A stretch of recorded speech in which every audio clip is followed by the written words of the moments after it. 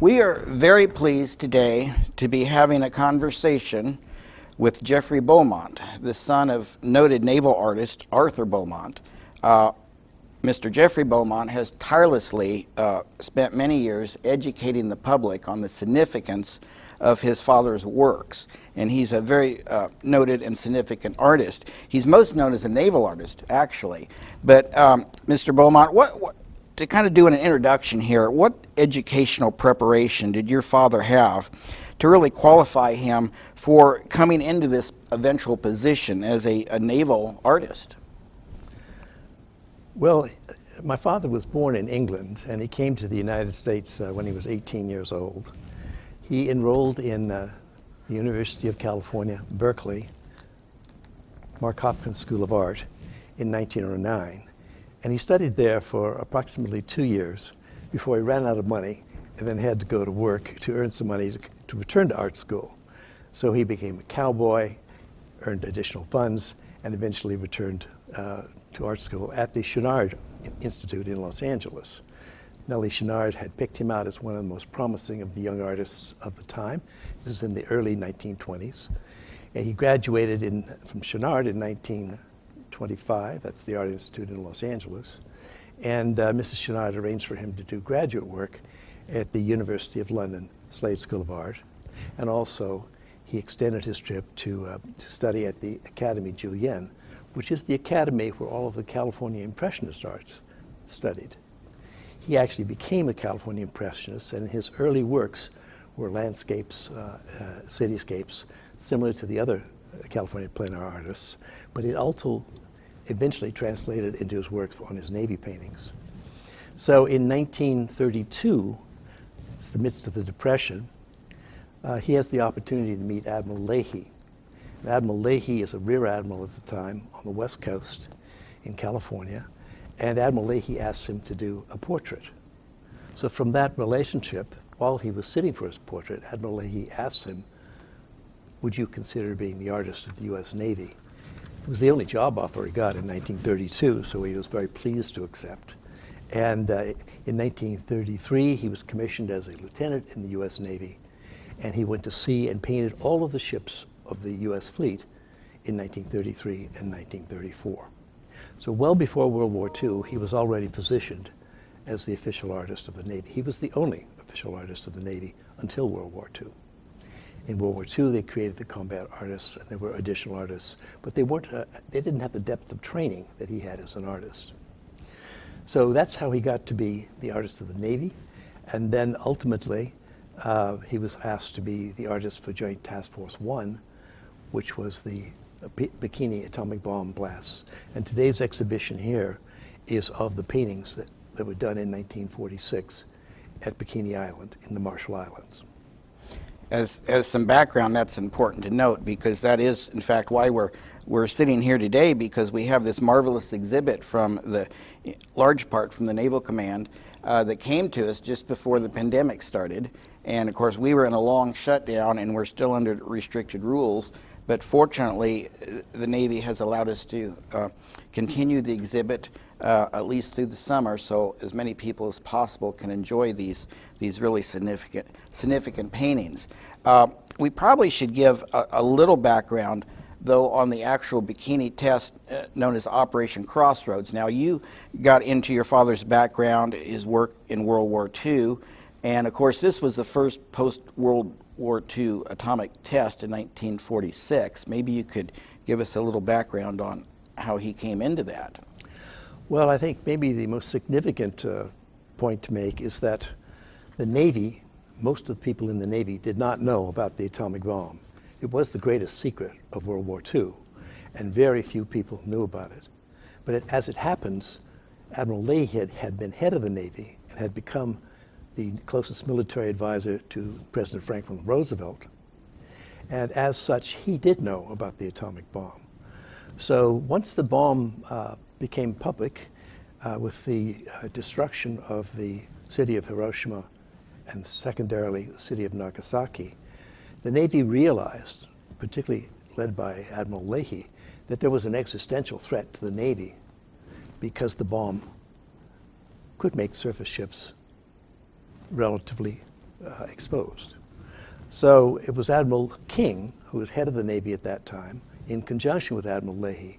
They both determined we needed to have a test to evaluate what the effect of the atomic bomb was on the existing United States Navy fleet. That was the genesis for the atomic bomb tests in July of 1946 in Bikini Island. So who then actually appointed your father to the assignment of the Crossroads test? Well, Admiral Leahy had several meetings with my dad, and they were discussing the vision for the Navy of the future in the atomic age. And it was his vision that the Navy would do two things. They would develop a strategic bombing capability based on the supercarriers that were just coming into existence at that time, the Midway being the first of those.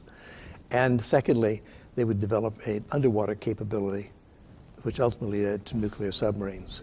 That's the way the Navy would redefine itself and avoid the vulnerability of the surface ships to the bomb itself. There must have been tremendous challenges going to an atomic test as an artist in a tropical climate, actually the first organized test in history. I'm sure your father had some amazing stories to relate about his experiences during this adventure. Oh, he did. It was what I call plein air art in the extreme, because the circumstances under which these paintings were created were extremely adverse. The average temperature at Bikini in summer, July, was between 110 and 120 degrees, and the humidity was oppressive. So the physical conditions under which all of the crew of the Navy ships exercised their duties was very, very extreme. And Beau had that to contend with as he went through the fleet and painted these paintings. I think that it was Admiral Leahy and Admiral Nimitz, as Chief of Naval Operations, who ultimately appointed Beau as the official artist for this particular exercise. He already was the artist for the Navy, but this was the artist for the Joint Task Force 1, and Admiral Blandy, Vice Admiral Blandy, was the head of this particular test. So he reported to Admiral Blandy. He was also on the staff of Admiral Farian, who was in charge of the target fleet. There were two fleets at Bikini. One was the target ships. These were mostly the old ships of the United States Navy, a few newer ships, and also some of the captured ships from the Japanese and from the Germans. We had the battleship Nagato there, we had the cruiser Sakawa, and we had the heavy cruiser Prince Eugen from Germany that were also part of the ships of the target fleet. So that was, when they assembled at Bikini, you had almost 200 ships, 100 in the surface fleet and 100 in the target fleet, and you had approximately 42,000 men who were assigned to the test, the largest test in the history of the Navy. Of that, about 38,000 were Navy people, and there were 37 women, and all of the women were Navy nurses aboard the hospital ship USS Haven that was there to monitor radioactivity amongst the fleet and the men operating within the fleet. So that was the background for the tests. You had the first test, which was held on July 1st, 1946. That was the test that was dropped. The bomb was dropped from the air from about 30,000 feet, and it was aimed at the target ship, which was painted bright red. The Navy wanted the Air Force to be able to see the ship clearly, so they changed the color of the ship, put it in the center of the fleet. But as would happen, the bomb actually missed the target ship and landed approximately half a mile away, sinking one of the instrument ships that had important instruments documenting the tests in the process, and the target ship itself survived with practically no damage. And we should probably mention the target ship was the Uss Nevada, a very famous naval battleship. It was indeed, and today as we sit here in Las Vegas, Nevada, it's particularly meaningful. There are several paintings of the Nevada in this exhibit, and you'll see very carefully over here is a painting, you'll see how bright red it was to distinguish it from the other ships of the fleet. But there were ships of every type. There were battleships, heavy and light cruisers, aircraft carriers, both heavy and light, submarines, transport ships, landing docks, LCIs, a wide variety of ships so that the Navy could evaluate how each of those would perform against the background of an atomic bomb. Very good. One of my favorite parts of this exhibit here is thanks to you. You had found some of your father's sketches that he was making at the time in preparation for these paintings, which, as I understand, were all watercolor paintings. To me, you had spoken to me about the process of this and why the pencil sketches were important, and they never really have been seen yet by the public until this exhibit. So we give you tremendous praise for the temporary donation of these or loan of these sketches to the public, because people find it absolutely fascinating. Maybe you could give a little background on those sketches. Well, the process that he went through was he was doing things plenary. He's actually on the scene looking at what he's drawing. So he had his sketchbook there, and he did hundreds of sketches. In fact, there were in total 180 sketches done at Bikini. And then each night he would go back to his cabin and he would take the sketches and he would translate that into a watercolor sketch and ultimately into a refined watercolor painting in later days. So the process of sketching was very important. And the sketches we have here are the first sketches of the atomic bomb. They were done at the time. He's looking at the mushroom cloud rising to some 40,000 feet and doing his sketches along the way. And in preparation for that, he had a series of large drawing boards. He had a series of individual papers set out on those drawing boards, each in sequence. He had a quartermaster next to him with a sextant, who, as you watched the atomic bomb cloud go up, the sextant would do the timing and also the altitude of the cloud on each sketch. It was notated. And these sketches here show the cloud actually as it rose in sequence. Mm-hmm. He had to do this very quickly. And then at the end, you have the final mushroom cloud above the fleet. That ultimately ended up in the paintings, but the sketches that catch the process of that cloud rising real time.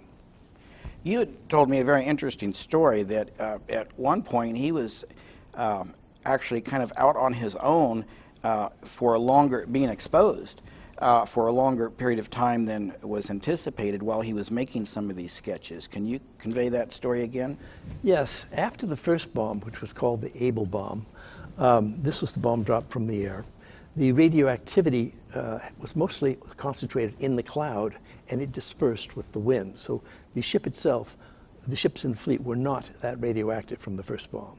The second bomb was an underwater bomb, created a column of water that drenched all of the ships, and they became highly radioactive after that time. So after the first bomb, he went into the fleet. He was on board, he had a launch that took him from his flagship to a small LCI, that's the landing craft infantry, a small boat, which he could see the larger ships that he was painting. And he told his boatman, I'm to be here for 1 hour, so come back and pick me up on time. Well, the young boatman went off duty, forgot to tell his successor what time, and no one came to pick Beau up. He was there for a total of 4 hours, and during that time, he ran out of drinking water. It was 110, 115 degrees, and he was being seriously dehydrated. So finally, he put up a distress signal, and a passing boat came and rescued him after 4 hours, and he went back to the flagship where he had to be treated for that dehydration. So that was one incident.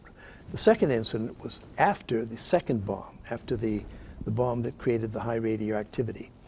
He went to inspect the cemetery, the ancestral cemetery of the Bikinese Islanders, about a week after the bomb. And on the island, he met King Judah, who was the Bikinese king, the one who had resettled his islanders to another island to allow for the test to be conducted at Bikini. And while he was he did a portrait of King Judah on board on the island, and he then did a second sketch, which is right over here, of the damage to the cemetery itself. In the process of doing that, he lost track of time, and he stayed on the island too long.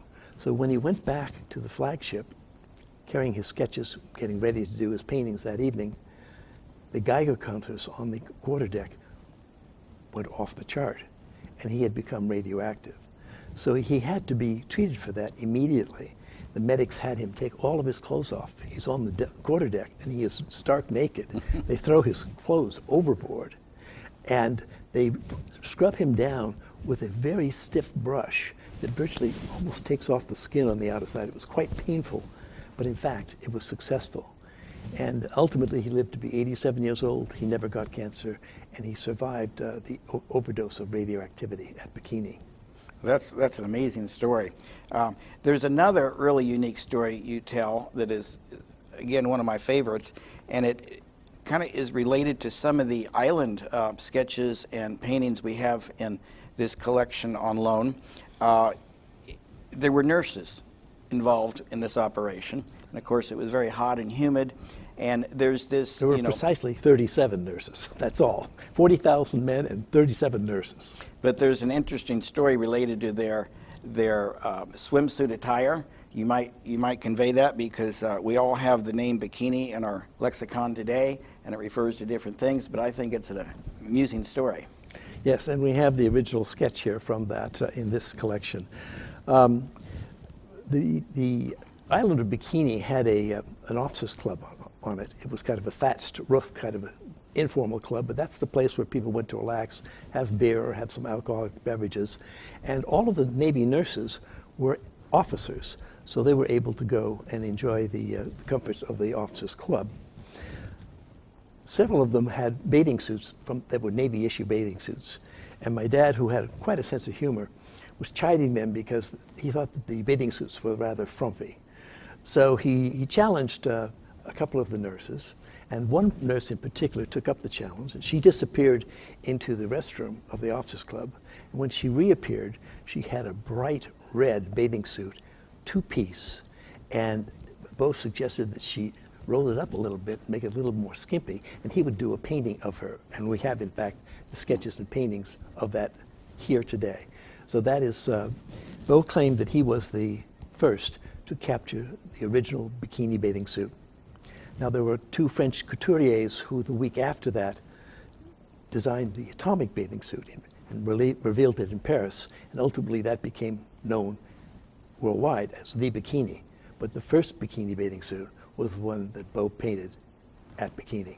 That's quite a story, and I think that's a story that very few people have ever heard. In fact, we're so lucky to have these marvelous paintings here because they all tell a unique story, not just these humorous stories, but the famous ships that were depicted that you'll be able to see in these paintings. So as we kind of conclude today, we want to give a great deal of credit to the U.S. Navy's History and Heritage Command, which largely thanks to you and your networking with them, have allowed this marvelous exhibit to come here to Las Vegas at the National Atomic Testing Museum.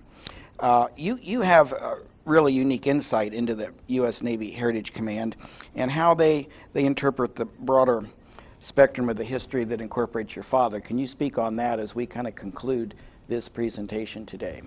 Yes, well, the commander of that command, the History and Heritage Command, is Admiral Sam Cox, and I've worked with him. I've known him for a number of years. He's been a wonderful person to work with, a major Navy historian. And Admiral Cox has not only organized this exhibit, but he organized a major retrospective exhibit, which is traveling today around the United States. And 10 museums have signed up to show that exhibit. It's already been shown at the San Diego Maritime Museum and at the Bowers Museum in Orange County in California, and is en route to 8 more museums, and it will end up at the Navy Museum, the Navy Memorial Museum in Washington, D.C., if there are no riots at that time, and that will happen in about 3 years from now. But Admiral Cox is the one who sent these paintings to us today, and I've reviewed these paintings in the warehouse of the Navy Heritage Command, and I saw next to it were the paintings from Captain Bittinger. Captain Bittinger was the other artist that painted the atomic bomb with my dad. They were cabin mates, and Admiral Cox was kind enough to send 9 of Captain Bittinger's paintings here to supplement the Beaumont paintings. So this is the first time I have seen all of these paintings together. It's quite a thrill for me. And if I'm right, back in 1946-47, they were on exhibit at a number of cities in the U.S. for a period that was quite successful. Is that true? Yes. At the conclusion of the bikini tests, Admiral Leahy ordered my father to return to Washington and bring his portfolio to be reviewed by Admiral Nimitz, who was the chief of naval operations at the time, and Admiral Leahy.